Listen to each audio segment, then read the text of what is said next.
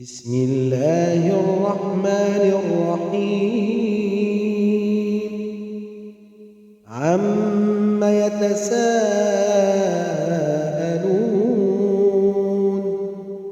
عن النبأ العظيم الذي هم فيه مختلفون.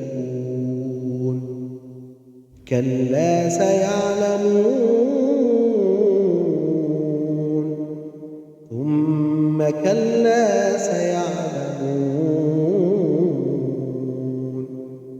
ألم نجعل الأرض مهادا والجبال أوتادا وخلقناكم أزواجا وجعلنا نومكم سباتا وجعلنا الليل لباسا وجعلنا النهار معاشا وبنينا فوقكم سبعا شدادا وجعلنا سراجا وهاجا وأنزلنا من المعصرات ماء ثجاجا لنخرج به حبا ونباتا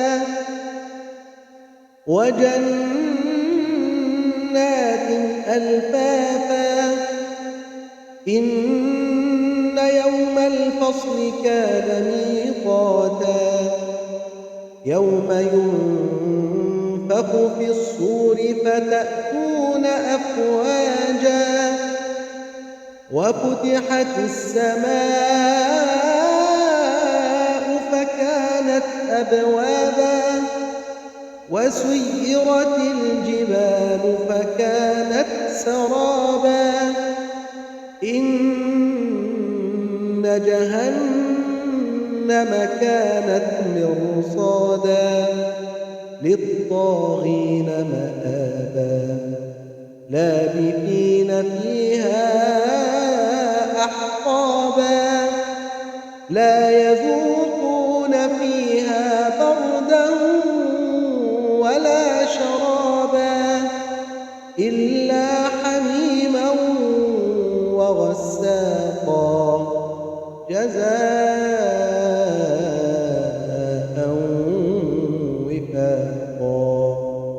إنهم كانوا لا يرجون حسابا وكذبوا بآياتنا كذابا وكل شيء أحصيناه كتابا فذوقوا فلن نزيدكم إلا عذابا. إن للمتقين مفازا حدائق وأعنابا وكواعب أترابا وكأسا دهاقا لا يسمعون فيها لغوا ولا كذابا جزاء من ربك عطاء حسابا. رب السماوات والأرض وما بينهما الرحمن لا يملكون منه خطابا. يوم يقوم الروح والملائكة صفا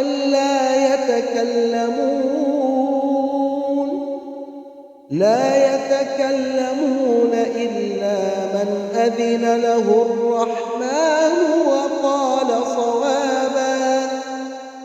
ذلك اليوم الحق فمن شاء اتخذ إلى ربه مآبا.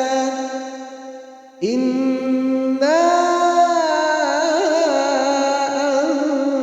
أنذرناكم عذابا قريبا عذابا قريبا يوم ينظر المرء ما قدمت يداه ويقول الكافر يا ليتني كنت